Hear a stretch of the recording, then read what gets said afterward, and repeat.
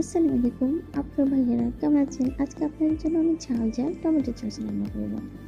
এর জন্য সয়াবিন শসা দুটোই নিলাম, কাঁচামরিচ কুচি, পেঁয়াজ কুচি দিয়ে আমি তার উপর একটু রসুন বাটা দিয়ে নিলাম।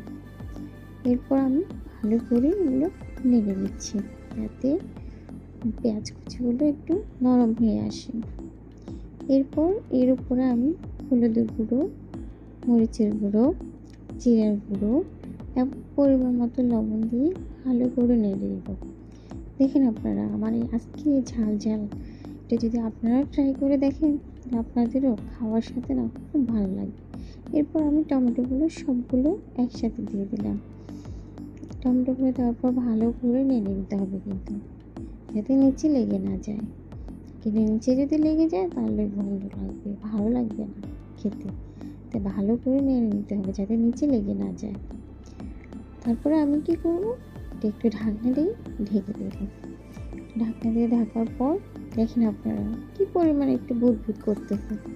এরপর আমি উঠিয়ে আবার ভালো করে নেড়ে চেড়ে দেবো যাতে নিচে লেগে না যায়। সেটা কিন্তু ফলো করতে হবে, পোড়া পোড়া একটা গন্ধ ভাব হয়ে যাবে না হলে। তারপর আমি উপর থেকে পানি ঢেলে দিলাম পরিমাণ মতো। পানি দিয়ে ভালো করে ঢেকে আবার আমি ঢাকনা দিয়ে ঢেকে দেবো কিন্তু।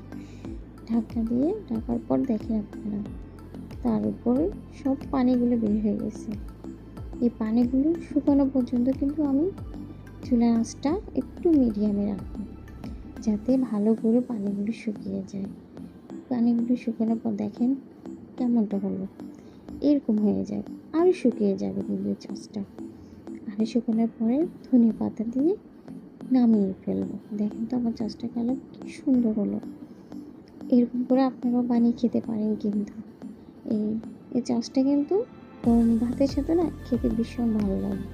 দেখেন দেখতে কত